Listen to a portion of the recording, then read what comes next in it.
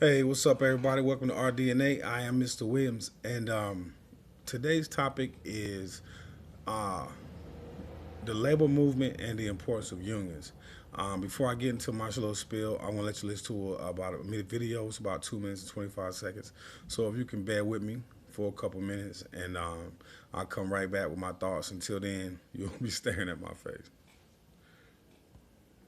To most of us, Labor Day means time off from work, maybe a barbecue to mark the official end of summer. But how much do you know about what inspired its creation? The labor movement. The labor movement started around the Industrial Revolution, a time in the late 19th century when America exploded in size and wealth. Advances in technology created manufacturing jobs, and people moved to cities to work in factories. But it wasn't the workers getting rich. It was their bosses who raked in big profits by paying low wages for long hours.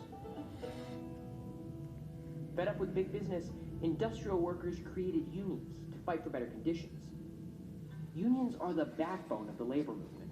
But what exactly did they accomplish? Well, for one, you can thank the labor movement for your work-free weekend. In the late 1800s, the average American worked as much as 100 hours a week.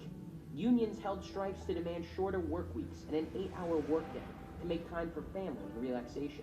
The most famous strike, the Haymarket Riots, happened in Chicago on May 1st, 1886, with thousands of people taking to the streets, and their voices only grew louder from there.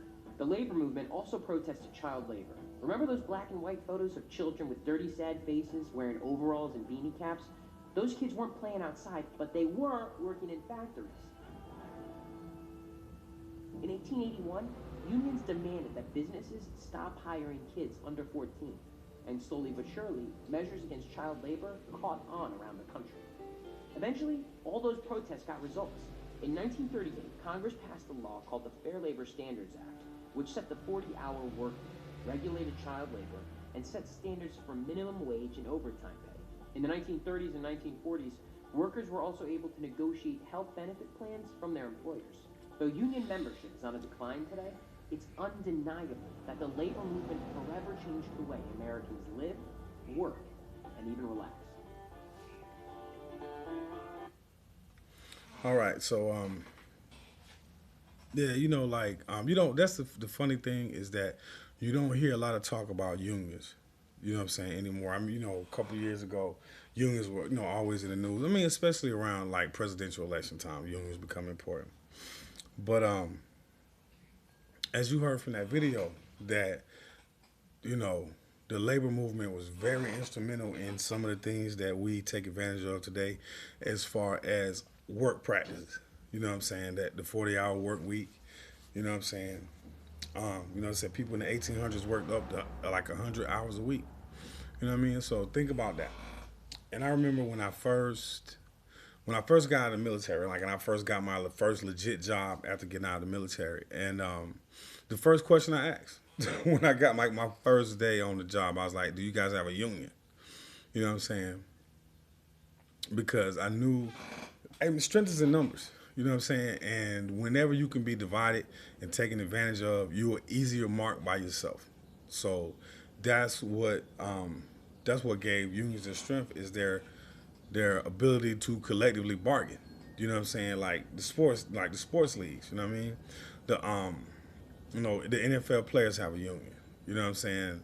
The Major League Baseball players have a union. The NBA players have a union. You know what I'm saying? So they collectively negotiate for what, they want for the labor that they put forth for their given sports.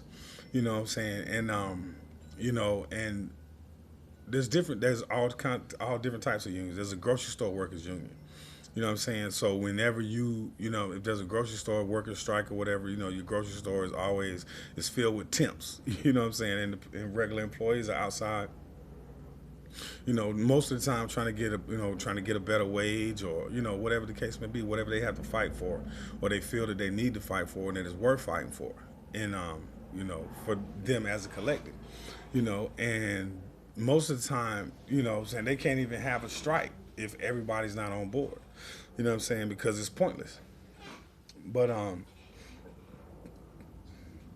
when the political seasons come around, unions get bashed. You know what I'm saying? And You know, being somebody who studied it a little bit. Um, for the stuff, the things that we enjoy, that we know, what I'm saying, and it doesn't seem that big a deal because you work your 40 hours a week and you just out there trying to get your check. You know what I mean? You're trying to get it, you know, do what you need to do for your family or for yourself or whoever, you know, the people are that you're responsible for. So you probably don't think about like the history of it. You know what I'm saying? The shows that you stand on. You know what I mean? In terms of labor. You know what I mean? There's been so many tragedies when there weren't no labor laws. You know what I'm saying? People lost their lives because there weren't no rules, you know, in place for the employee.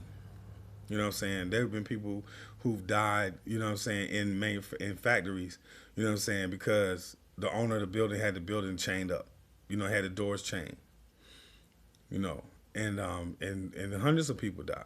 You know what I mean? And all those things led to the labor laws that we have now. You know what I'm saying? And they're very important. So, you know, whatever political stripe that you come from, I feel like you still need to know. You know what I'm saying? You need to have a full understanding of where things come from and why they're important. And I've always said this, and I say this every time I talk about the past. Like to me, in my experience and my thought process, the past is prologue. You know what I'm saying? Anything that you've done in the past, if you continue down that path of ignorance, you're gonna be doomed to do that again in the future.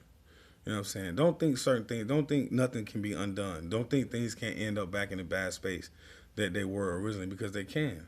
It's a little chip here, a little chip there. You know what I'm saying?